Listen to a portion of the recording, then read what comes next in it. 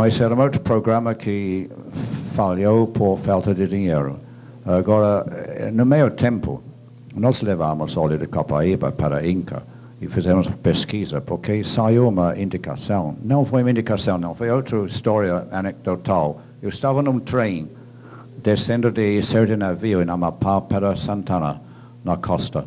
E o geólogo no trem me contou a história do sogra dele que tinha tido melanoma e que após nenhum tratamento ser possível hospitalar, ela colocou Copaíba cada 3 dias, óleo de Copaíba, e que o tumor se retraiu e desapareceu.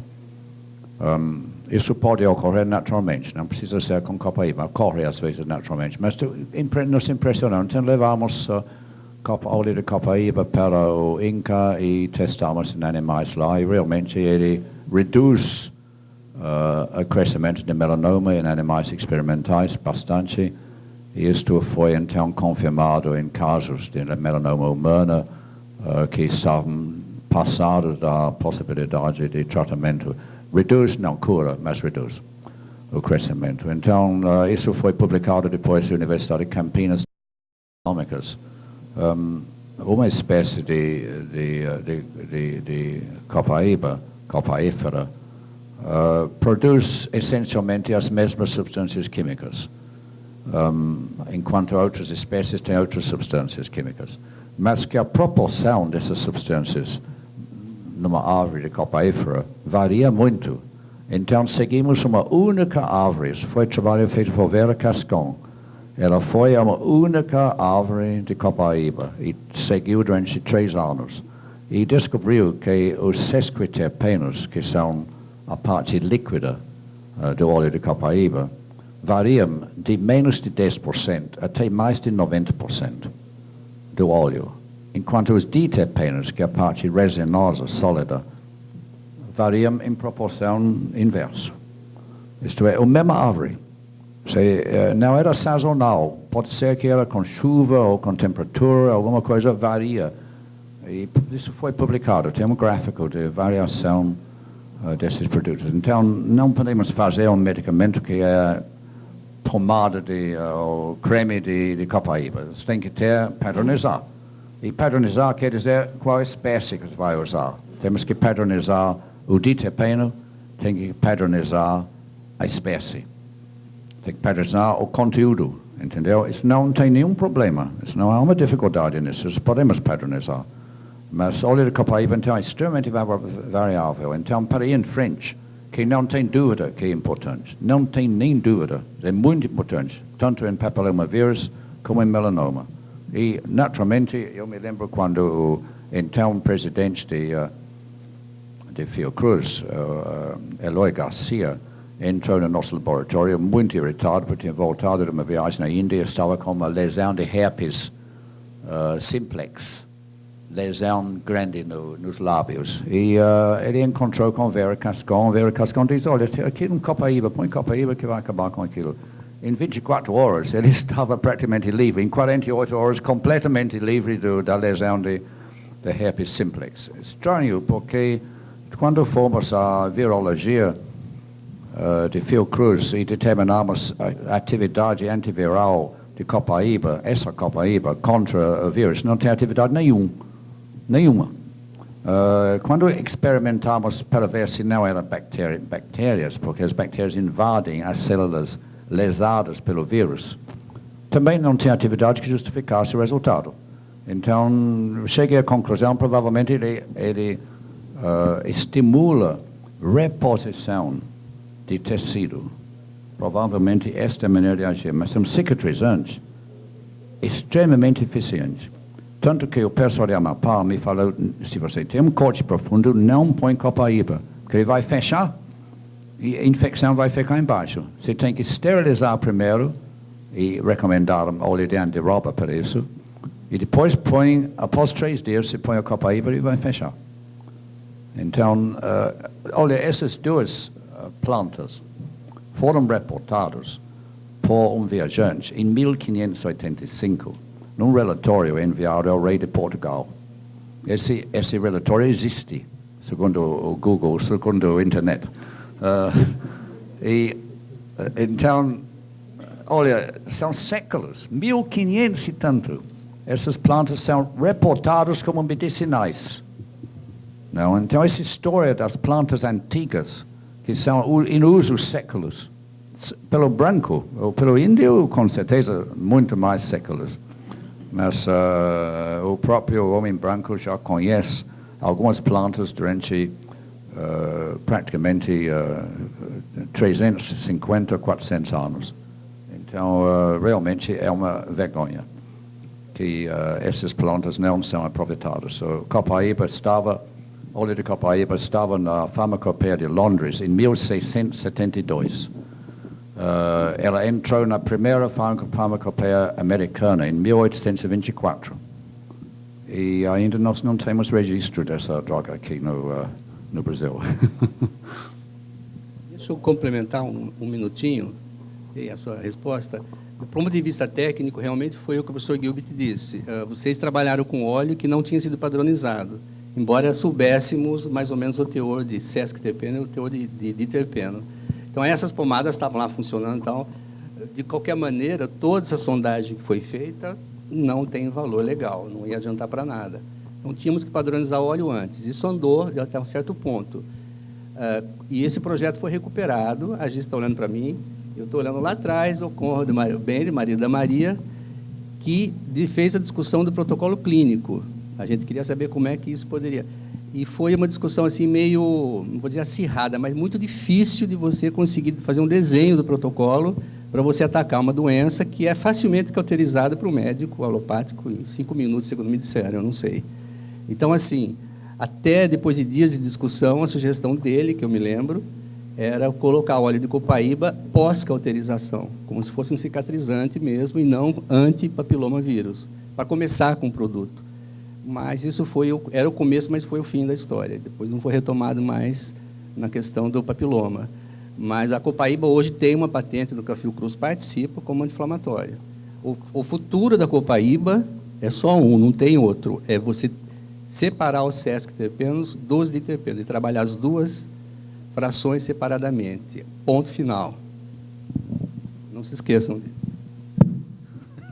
A lição está dada. Mais algum questionamento? Vocês me desculpem, talvez, a simplicidade da questão, mas eu faço parte da rede Fito de São Paulo e não sou da área médica, então o meu entendimento das coisas talvez seja um pouco precário. Mas eu acho que justamente porque temos produtores rurais, temos outros setores aqui sendo representados, e como a gente precisa, de alguma forma, superar alguns gargalos, né? Eu queria fazer a seguinte pergunta para os pesquisadores aqui presentes nessa área, que como a professora Laide citou, a oportunidade perdida da beta-lapachona, então, tomando isso como exemplo, e também na história do rapaz ali que falou da lanterna na polpa, né? A gente olhar para trás, mas pensando no futuro, como a gente evitar esse tipo de oportunidade perdida novamente?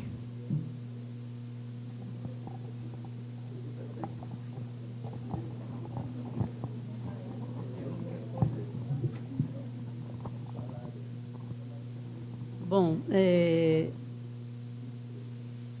hoje, nós estamos num mundo, né, como é que chama? Global, né? Globalizado. Né? Então, hoje, a única maneira de se proteger não são as patentes. Né? É a única maneira de se proteger um conhecimento com uma patente. Né? E que nós sabemos os problemas aí com patenteamento de produtos de origem, produtos naturais, né? Seja de origem vegetal, animal ou de micro-organismos, você patenteia, no Brasil se patenteia o processo, né? O processo o processo e o uso, né? Então, é isso que podemos fazer, não é?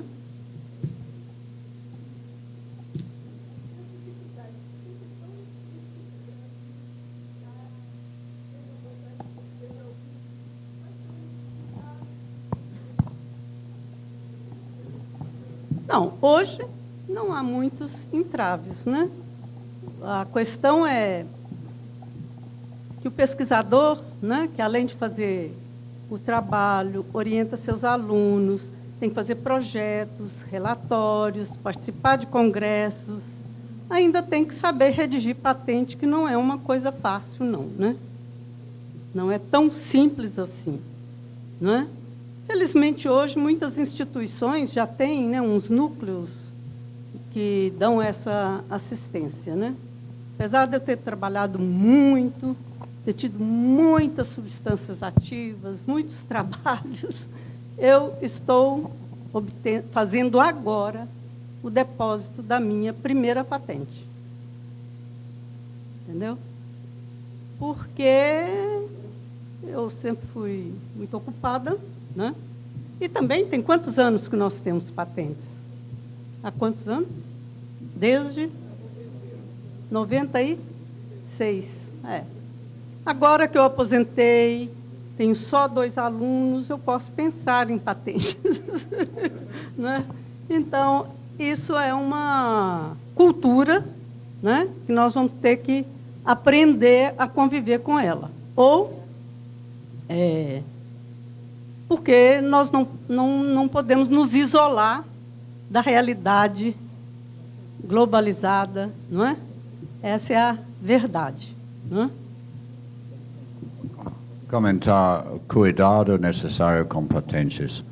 A patente, como acho que foi Pedro Petrovic, não, que apontou o perigo da patente. Ele divulga informação para o mundo. Os grandes multinacionais sabem contornar aquilo num instante. Então, é uma proteção insegura. Eu vi patentes publicadas por multinacionais e, honestamente, depois de ler 6 patentes da Bayer sobre um produto sintético, um medicamento, eu não consegui saber o que eles fizeram lá.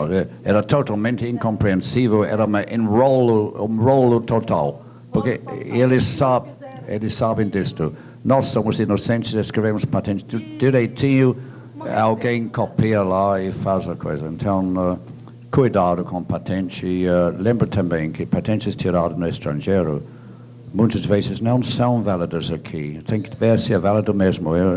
Fazem muito alarde no jornal que Filantros Mars foi patenteado, mas se eu for olhar a patente, não tem validade nenhuma no Brasil. Então, de qualquer maneira, o trabalho que descreveram era sobre o extrato metanólico. Ninguém usa extrato metanólico. O extrato etanólico estava na literatura antes da patente. E muito pesquisado em outros países, não só Brasil, mas em outros lugares. Então, patente não tem que ter muito cuidado, porque a patente ter valor em planta, em produto de planta, é muito perigoso. Só uma complementação. A patente é perigosa, mas se você publica, aí é nada mesmo. Com a patente estamos apenas, pelo menos, protegendo alguma coisa. Se você publica, é nada, porque compra-se a planta, né, como uma daquelas espécies de IP que descreveu a atividade citotóxica das furano-naftoquinonas pela primeira vez, é uma espécie do Brasil, que foi estudada nos Estados Unidos.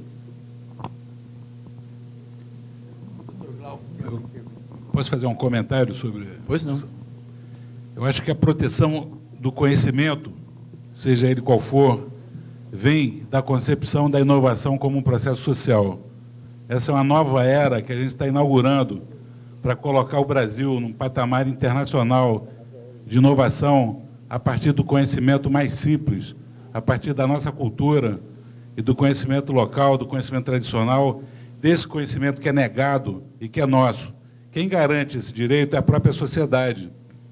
Então, a proposta da rede é justamente juntar todos os segmentos e rever todas essas questões que, obviamente, em 50 anos a gente não conseguiu rever, não vai ser em um ano que elas vão estar resolvidas. Então, acho que a gente devia encarar que a gente está, de novo, no começo de uma caminhada, mas que conta com a experiência, da mesma forma exuberante como a nossa flora, da área científica do Brasil, da produção científica nessa área, e acho que é no diálogo, é no fórum, onde você tem pesquisadores, instituições públicas, centros de inovação, centros de tecnologia, agricultores e todo mundo interessado, é que a gente vai achar o caminho da utilização. Tem várias ideias para patente. Eu acho que a gente sempre se refere ao modelo hegemônico das oligarquias como se fosse o fim e que não tivesse uma solução, mas esse modelo vive entrando em crise. Tem a crise do sistema econômico, dentro disso tem a crise do setor saúde, dentro disso tem a crise do setor farmacêutico, e o que é a crise para eles pode ser uma oportunidade para a gente. A gente está tratando de um novo paradigma. A gente não está vindo de molécula do petróleo, que é caríssimo até você chegar ao medicamento. A gente está vindo de uma química renovável da natureza. Então, tem várias reflexões nesse caminho que está sendo construído. E acho que é a partir dessa construção coletiva que a gente vai garantir a proteção do nosso conhecimento tradicional, do conhecimento popular, do conhecimento científico que é produzido no país. E acho que complementando as duas mesas, é o que eu gostaria de deixar uma pergunta para a parte científica, já que a mesa das empresas se colocou muito claramente. Como é que vocês veem, nesse tempo de trabalho, se mudou alguma coisa ou se existe um novo horizonte nessa relação entre a pesquisa e a indústria que está na liderança do processo da inovação, considerando também a inovação um processo interativo de todas essas áreas.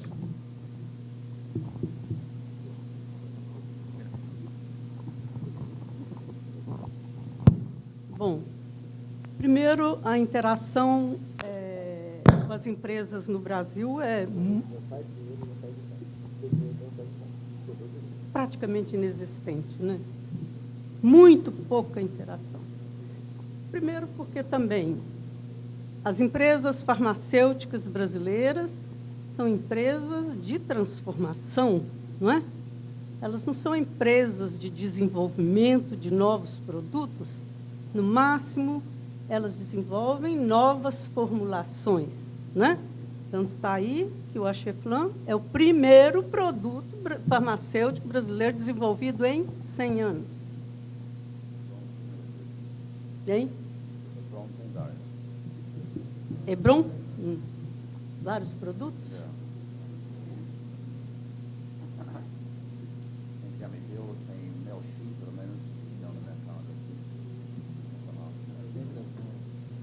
É pouco divulgado, né?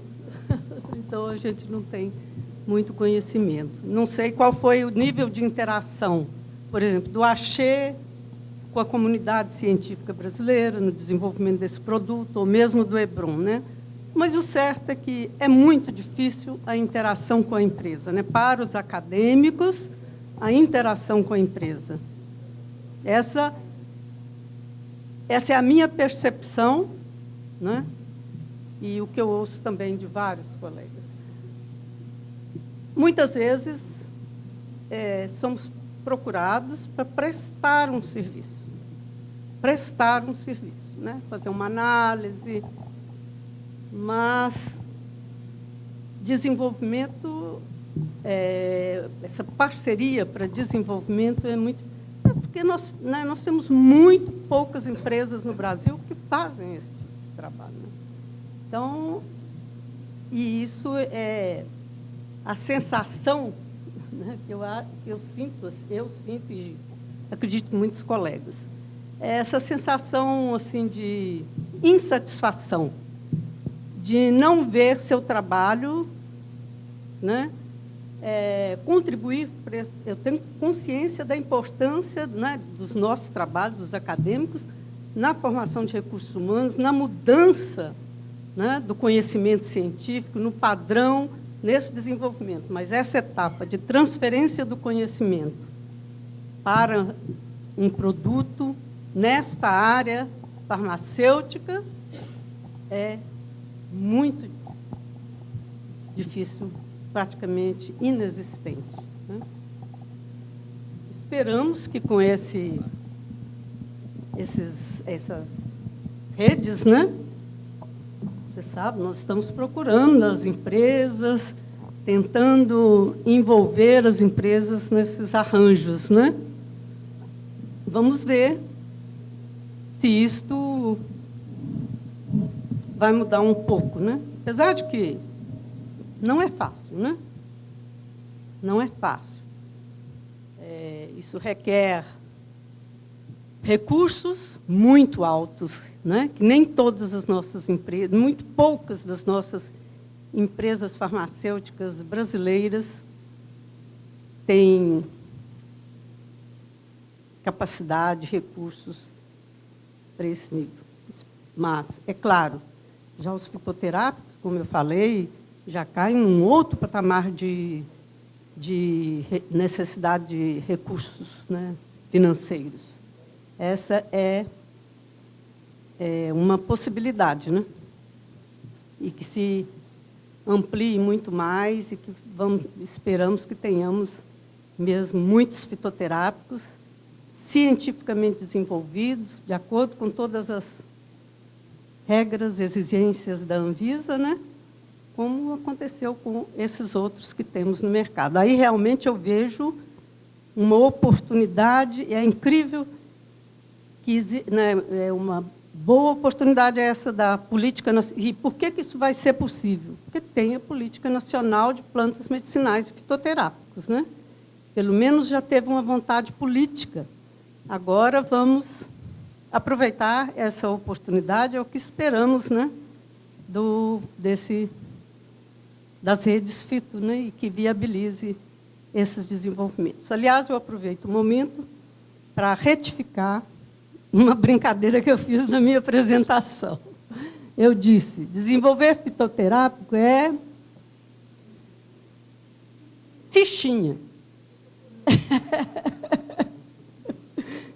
O que eu quero dizer é que, do ponto de vista científico, técnico, nós, e eu falei isso, né, mas mais uma vez, nós temos competência, né? Temos todas as competências no Brasil, né? Está aí evidenciado nos cultivos, na etapa de produção dos extratos padronizados, avaliação farmacológica, toxicológica, clínica. Mas, mesmo assim, não é assim tão fichinha como eu falei. Cadê o Petrovic, que já foi embora, né? Realmente, a gente esquece dessa etapa do desenvolvimento da farmacotécnica, ou tecnologia farmacêutica, né? Realmente, como ele falou muito bem, um desenvolvimento farmacotécnico mal feito pode acabar com uma, né?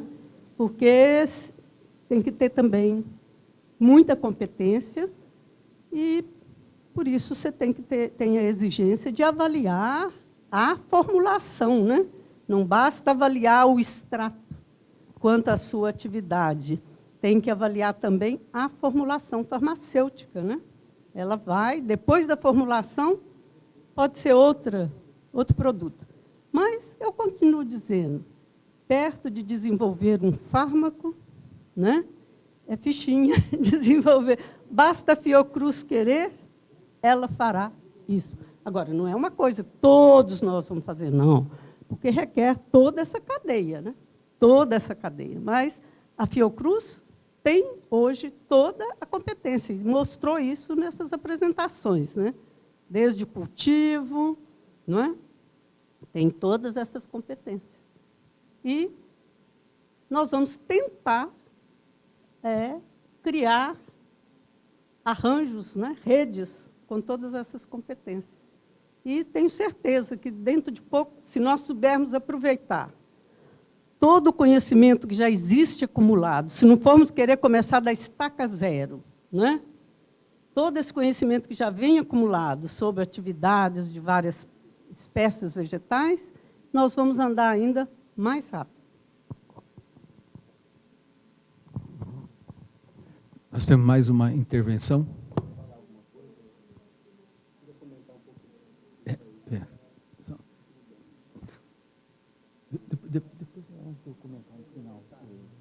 Morreu.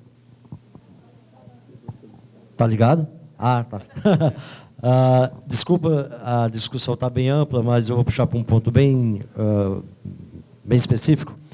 Para a professora Laide, mas para alguém que trabalhe com árvore, né, o produto de árvore, antes de eu sair da equipe do professor Matos, agora, pronto? Esperar que uma andiroba, aroeira ou ipê cresça, venha de cultivo e fique árvore para poder se tirar o produto, a gente começou, claro, estou falando se não for do extrativismo, né, de planta de população natural, mas a gente começou a plantar aroeira e colher brotos, né, da planta adulta, assim como também plantas vindo de mudas de sementes, com 4 meses, 8 meses, e até eu sair de lá, então tinha os princípios ativos, claro, né? Aí eu fico pensando na questão da sustentabilidade, porque eu, pelo que eu conheço, posso estar enganado, mas eu não conheço cultivo de ipês, né? A senhora tem algum estudo, a senhora trabalha com a casca, o cerne, etc., dos ipês, mas tentou já ver se o broto, a ponta do galho, ou mesmo plantas vindo de sementes, com 4 meses, 8 meses, tem os princípios ativos e a questão do rendimento, né? Ao invés de a gente estar exportando casca, eu estou pensando só na questão ambiental e na questão do sequestro de carbono, né? Se plantas brotos e vindos de sementes com 6, 8 meses ou 1 ano, teria também os princípios ativos. Não, as árvores são uma outra história, né? Você tem que ter a exploração sustentável, como é que se chama? O manejo, né? O manejo, né? Nós temos em Minas vários ipês cultivados. Eles são usados para arborização de ruas, entendeu?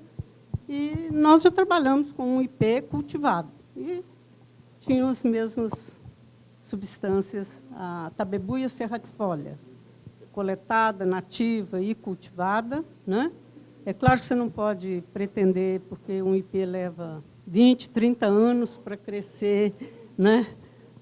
Aí 3 metros, etc., né? Nunca, não. Olha, nas folhas não tem essas quinonas e nem nos frutos. Galhos novos eu nunca testei, mas nem folhas nem frutos não tem essas substâncias. Bem, pessoal, nós estamos há praticamente 1 hora discutindo após as exposições, então nós vamos finalizar nessa última questão, ok, pessoal? Considerando adiantado da hora. Roberto Barata, da Ecoinsumos. Eu não pretendo opinar sobre o que deu certo e o que não deu certo com relação aos fitoterápicos. Mas com relação a essa questão da patente, quando eu vejo um problema, não opinando sobre patente, eu gosto de ver, às vezes, esse processo de fitoterápico muito sob a visão do grande beneficiário, do cliente final, às vezes. No meu ponto de vista, quem é o grande beneficiário desse processo todo? Um é na ponta inicial, que é a biodiversidade. E o outro é o consumidor final, o cliente que vai ter produtos fitoterápicos.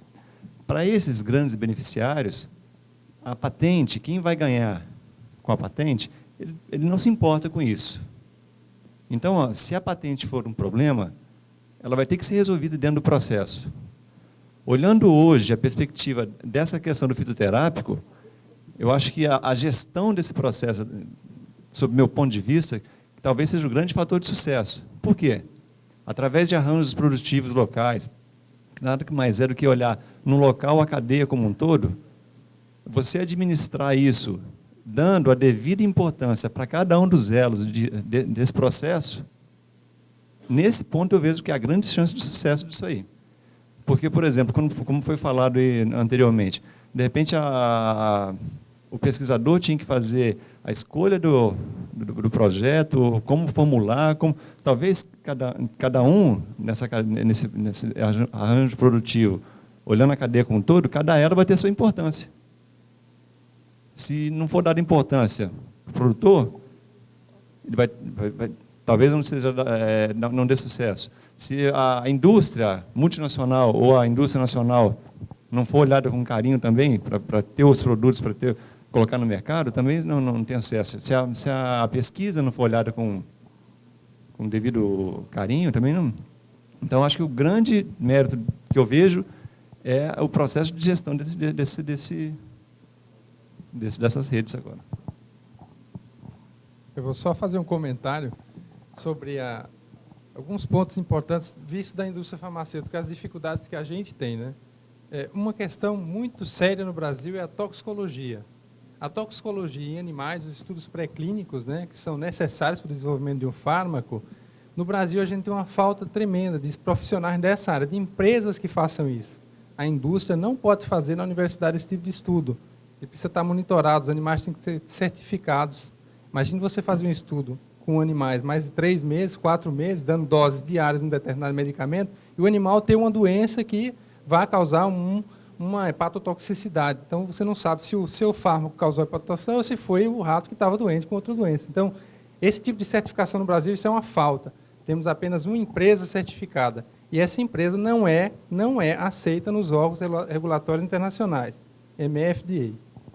Os estudos toxicológicos no Brasil custam uma fortuna. Para os senhores terem uma ideia, para um fitomedicamento, são mais ou menos R$2 milhões, só destinados ao básico, toxicologia básica. Quando a gente vai fazer os estudos completos, o que pede o FDA e a EMEA, você faz 6, 7 milhões de reais.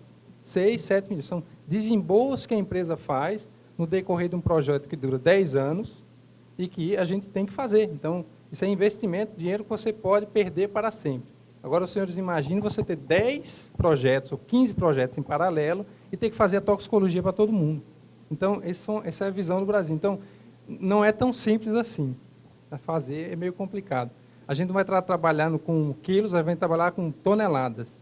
Para os senhores terem uma ideia, a gente compra 600, 700 quilos de óleo de corda verbenácea, que chega padronizado. A padronização química que a Centroflora faz, ela é perfeita, não chega a aparecer nada nem desaparecer nada. Quem é fitoquímico sabe das dificuldades de manter o perfil químico correto, né? Então, todas essas experiências que a indústria também tem que passar. E isso é muito complicado e muito difícil, né? Finalmente, em relação às patentes, né, a estratégia de patente, a lei de patente chegou no Brasil para invalidar as patentes que tinham sido feitas com a biodiversidade fora do Brasil. Por isso que a lei é muito quadrada, né? E como o professor Gilbert falou, a patente é um campo minado, é realmente extremamente complicado, não é escrito por pesquisador. É escrito por advogados e pesquisadores, né? É feito para confundir mesmo. E as multinacionais, elas sabem, de fato, como contornar qualquer patente. Todas as patentes são contornáveis, né? Na verdade, a verdade é essa. Depende só do dinheiro que você tem e do argumento que você tem para derrubar a patente. Então, uma outra questão que eu gostaria de citar é, o professor Gilbert falou, não sei se todos escutaram, existem outros laboratórios aqui, eu não vejo como concorrente, estou me comportando como uma classe, né? A indústria farmacêutica nacional tem investido. O professor Gilbert falou, o laboratório Hebron tem 3 ou 4 produtos desenvolvidos, né? O Edoros, o Melchi, o Geamebio, etc., né? O primeiro produto totalmente sintético desenvolvido no Brasil, desenhado no laboratório e sintetizado, e hoje comercializado, registrado, é o Levita, do laboratório Cristália, totalmente desenvolvido no Brasil. Foram mais de 10 anos, a pesquisa foi totalmente feita no Brasil, a Cristália tem uma planta farmacoquímica e está desenvolvendo todos os seus fármacos. A Cristália tem mais ou menos 20 patentes de fármacos, e hoje, o Eleva, Levita não, Eleva, exatamente, desculpa. Depois disso ele levita. Exatamente isso. Ou seja, as coisas estão andando. Como os projetos são muito longos, são projetos de 10, de 12, de 8 a 10 anos, então talvez a gente não veja isso aqui tão claramente, mas as empresas vêm pouco a pouco investindo, porque é uma questão de sobrevivência. É uma questão de sobrevivência. Ou você muda, ou você investe para modificar. A entrada do genérico quebrou os preços. A indústria hoje, para sobreviver, ela está sofrendo muito. As multinacionais, elas têm os produtos inovadores, elas tomam conta do mercado. Sobra às brasileiras o mercado de genéricos e os fitoterápicos são os únicos diferenciais que a gente tem em relação às multi. Ou seja, a gente consegue desenvolver produtos eficazes, sérios, e esse potencial competitivo que a gente tem, que eles não têm. Então, essa é a saída mesmo, é a saída estratégica, né? É assim que tem visto que tem enxergado a indústria farmacêutica, né? Agora, a Cristália patenteou ou não o produto dela? Totalmente. Claro. É patenteado. Então... É patenteado. A questão é, na verdade, é inspiração sobre um outro fármaco. Eles fizeram uma análise do plasma, descobriram que tinha um metabólito que um mais concorrente. ativo. Exato. Então, mas a síntese e o drug design, foi feito por drug design, foi totalmente feito aqui no Brasil. Então, isso é importante também ressaltar. Apesar de ser um concorrente, também é importante ressaltar. Obrigado. Tá, tem um pedido de 2 intervenções. Já não tem mais tempo, então. Vamos, então, fechar uma só e pronto. Um minuto, então. Pronto. Então, 1 minuto, vou ser breve. Perfeito. Eu gostaria de representar e de falar. Meu nome é Carlos Graça, eu sou médico, trabalho na Prefeitura Municipal de Curitiba, de Colombo e também no estado do Paraná. Quero dizer e fazer uma preocupação. Eu comecei a frequentar o simpósio de plantas medicinais em 1986, quando foi aqui no Rio de Janeiro. E todo esse período, eu tenho como médico me procurando a ter embasamentos científicos para que eu possa usar plantas medicinais. Porque, em contato com a minha prática médica, eu vi populações que não tinham acesso ao medicamento. Já formado em 81, já via que muitas populações, não tendo esse acesso, utilizavam plantas medicinais. E eu gostaria que essas pessoas que não tinham acesso ao medicamento tinham que ter uma produção. Aí começou o meu conhecimento com plantas medicinais. E todo esse período, me participando, tive uma experiência em Curitiba com plantas medicinais, a qual não existe mais, sucumbiu, de ver como que é. Há uma crítica tão forte que a classe médica não participa de todos esses anos, e eu venho levantando dentro do simpósio várias vezes a participação mais da parte médica, da parte clínica, em que se visualizasse e que nos desse respaldo para que a gente utilizasse as plantas medicinais. Acho que o grande enfoque de a gente ter a planta medicinal é o uso para a população, o uso médico. E, infelizmente, eu saio, consigo, vejo alguma evolução, vimos plantas que nós tínhamos uma parte ética que podíamos utilizar, que estava na farmacopeia, rompida dentro dessa evolução, dentro das leis que nós tivemos, dos marcos regulatórios, e vi a evolução do registro simplificado, que antes era isento, que criava confusão na primeira portaria, depois foi mudado para o simplificado. Nos ajudou a colocar. E gostaria, e venho solicitar a vocês, a mais, que repense e que vamos agilizar, que esse conhecimento possa validar e dar credibilidade para que nós, médicos, temos dentro de uma responsabilidade de atender melhor as pessoas e que elas possam ter melhor acesso ao medicamento e que nós direcionamos esse conhecimento. E venho falar que a norma, mais uma complementar, existe um viés de erro, que agências regulamentadoras, certo? Elas ficam esperando que, quando querem colocar ao mercado, a indústria, ou quem deseja comercializar, traga todos os trabalhos e ela vai verificar os trabalhos e depois certificar a comercialização. Em relação de plantas medicinais, se não houver esse interesse, e se é interesse do Estado, acho que nós temos que direcionar que as mesmas pesquisas sejam bancadas para o Estado e que dê essa viabilidade de fitoterapia. Se não houver direcionamento do Estado a fazer todas as etapas de validação de plantas medicinal, nós não vamos, me desculpe, dar nenhuma garantia para a classe médica utilizar essas plantas. E aí nós vamos escutar, desde que eu escuto 86, que a classe médica não participa. Me desculpem, é o meu desabafo. Cadê? Sim. Alguém quer uma intervenção? Eu quero, faz tempo. Eu acho que tem uma certa confusão de enfoque, Carlos. Uma coisa é planta certificada, onde não entra patente, pode esquecer. Vamos trabalhar tranquilamente a questão de farmácias verdes, atender a população, etc. e tal. Isso é uma coisa. A outra é desenvolvimento de produto. Então, não vamos misturar as coisas no mesmo balaio ainda, porque confunde a cabeça das pessoas. Desenvolvimento de produto, acho que o Emerson colocou bem algumas. E mesmo o desenvolvimento de produto, acho que nós não devemos nos sentir ameaçados com patentes. Porque patente ela é uma proteção que vai passar a vigorar quando a produção do negócio começar. E produção, se for bancada pelo Estado, Glauco, né, pesquisadores são pagos pelas instituições, se tem um viés para que o licenciamento, a patente é dele, mas o licenciamento seja gratuito, compulsório, sei lá o quê. Então, é uma saída das coisas feitas aqui. A outra questão que o Gilbert colocou, que patente feita lá no Japão, a gente tem como dizer não, falando para produto. Agora, são duas coisas, normalmente se tem essa convergência em final de tarde, de discussão, de misturar as duas coisas. Né? Uma coisa, a outra é outra, embora elas convirjam para algum ponto. E isso era o que eu queria dizer em relação às patentes. Então, não temos que ter medo de patente, não. Se tiver que fazer patente, faz. Se tiver patente em alguma coisa, você tem que estar trabalhando nela, pode continuar trabalhando, seja inteligente, resolva. O bypass que a multinacional dá, você também pode dar. Qual é o nível de produto que você quer. Tem como solucionar essas coisas. Se a planta for nossa, muito mais facilmente.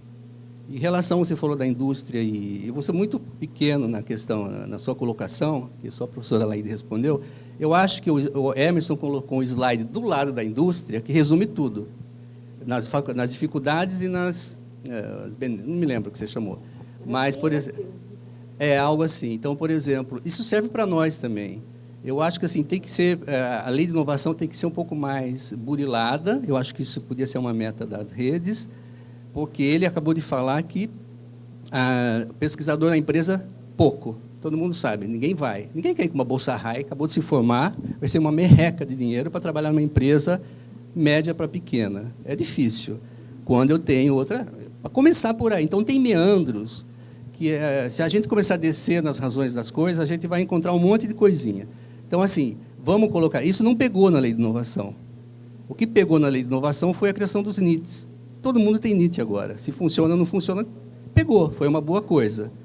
Então, a outra questão é a seguinte, quando a gente que avalia projeto, quando a gente está lá no CNPq, faz muito tempo que eu não vou, mas qual é a relação do pesquisador com a instituição dele, até que ponto ele pode assinar ou não, e entra a empresa que precisa da coisa e pede serviço. Não há problema nenhum em prestar serviço. Tem instituições inteiras que sobrevivem prestando serviço. Agora, para fazer uma colaboração, o edital tem que ser específico, subvenção. Mesmo subvenção, o dinheiro acho que vai para a ICT. Estou enganado? Não estou. A empresa não quer. Quem vai coordenar esse dinheiro? Quem vai dar o time do negócio? É o ICT ou é... É uma confusão, é uma coisa que ninguém desata. Até hoje ninguém desatou. Aí que você tem uma tecnologia pronta, tem que fazer um cálculo, você diz, que é uma licitação. Infelizmente, estamos todo mundo preso na 8666, lá, aquela coisa. Até para fazer qualquer coisa. Até esse evento, provavelmente. Então, assim, eu acho que esses nós têm que ser atacados. Se a gente pudesse usar a prerrogativa verde, por que não, certo? Provocar, porque eu não sei se tem saída não, mas estou provocando. Então, assim, eu acho que tem algumas direções para ser tomada. Algumas vão bater na parede, não vai dar em nada. Mas a empresa sabe exatamente onde estão os nós. Nós não sabemos tão bem, não. A gente precisava...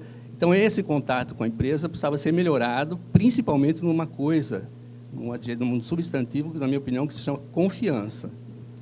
Eu já até dei uma vez eu tenho uma palestra aqui em conjunto com uma colega, ela dá e eu dou a palestra, cada vez eu aumento um pouco, que é a relação universidade-empresa. E eu cheguei a essa conclusão depois de muita discussão. Sem confiança mútua, não tem relação nenhuma. É tudo negócio. Mesmo assim, o negócio não dá certo. Nós somos desconfiados da empresa, você acaba de colocar alguns problemas por parte de uma empresa grande. Imagina se tivesse empresa pequena aqui, quantos não seriam os problemas? Maiores, né? Inversamente proporcional ao tamanho da empresa, eu acho. Mas não se tem ainda. Todos nós temos os nossos, entre aspas, preconceitos, né? É isso que eu queria dizer. Tá. Antes de passar a palavra ao doutor Tadei para o encerramento da mesa e considerações finais, lembrar que amanhã os integrantes da rede Fito Cerrado têm reunião aqui nessa sala às 8h30. Por favor, avisem aos que não estão presentes. Tá bom? Os integrantes da rede amanhã às 8h30. Aqui, né? nessa Perfeito. sala. Da rede do Cerrado. Tá certo.